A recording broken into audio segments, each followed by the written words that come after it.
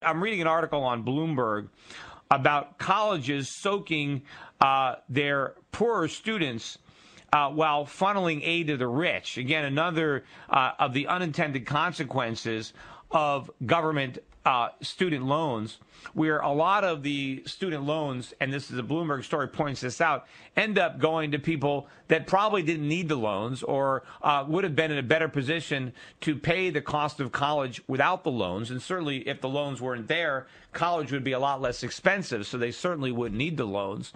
But even this environment, a lot of these loans, a lot of the aid is going to people who don't need it, and the people who theoretically have lower incomes or who are probably more needy of these loans, they're having a harder time getting it. The irony, of course, is that that's probably a good thing. Maybe the government's doing them a favor, or the universities are doing them a favor by not allowing them to borrow a bunch of money in order to go to college, so they can just graduate and get some kind of menial, low-paying job, but now be burdened by the by the fact that they not only have a low-paying job, but they don't even get to enjoy all the low pay because they have to cut a big check to the U.S. government or to their lender to service their loan. It certainly would be better if they can have those jobs without the added burden of having to share their meager earnings with the lending institutions that enabled them to get their worthless degrees. I know the question that my caller had,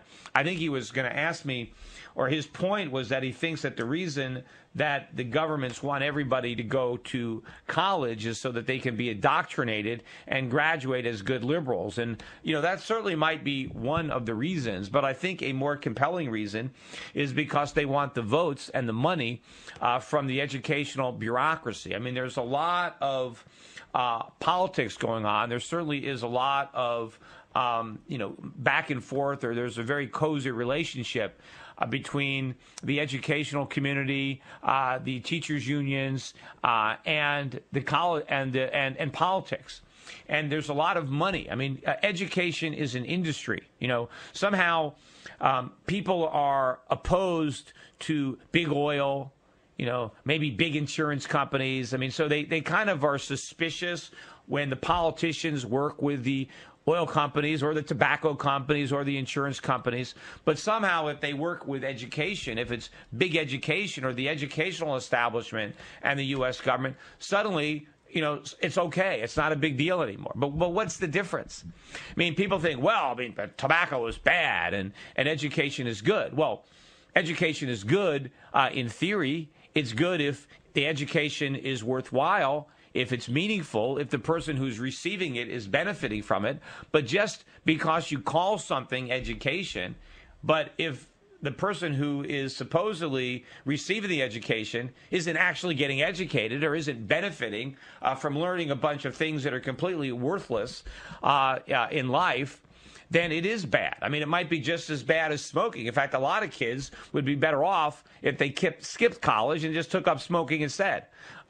They might be better off, and they might even live a better life.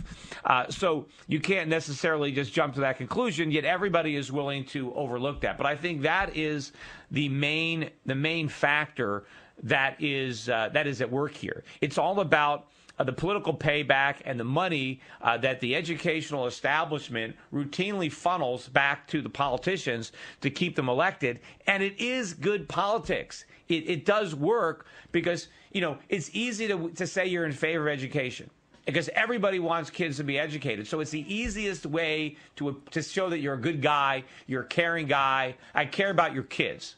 Right? You politician, I care about your kids, so vote for me. If you want to actually be in favor of something that's actually good for kids, and you want to talk against the educational bureaucracy, then it's easy for your opponent to demagogue you and say, well, he's anti-education, he's anti-children. And so nobody wants to travel down that path. Nobody wants to get out on a limb and do what's right because they're too worried about the political consequences if they do that. And it's unfortunate that we don't have more politicians who are willing to say the truth and who are willing to put the national interest or even the interest of their constituents above their own political ambitions. We got one more segment coming up, 855-4SHIFT. We have open lines. We'll be right back. My misdirection and sudden movements. Give me back my toothbrush and self-improvement. Give me back my coulda, woulda, shouldas, and I'm sorry. I didn't mean to, lady. She looked sad and it was pouring. Give me back my umbrella, smothering in neediness. You'll give me back my hand, you greedy witch. Hey yo, good luck zipping up that dress. Give me back my family drama and the stress.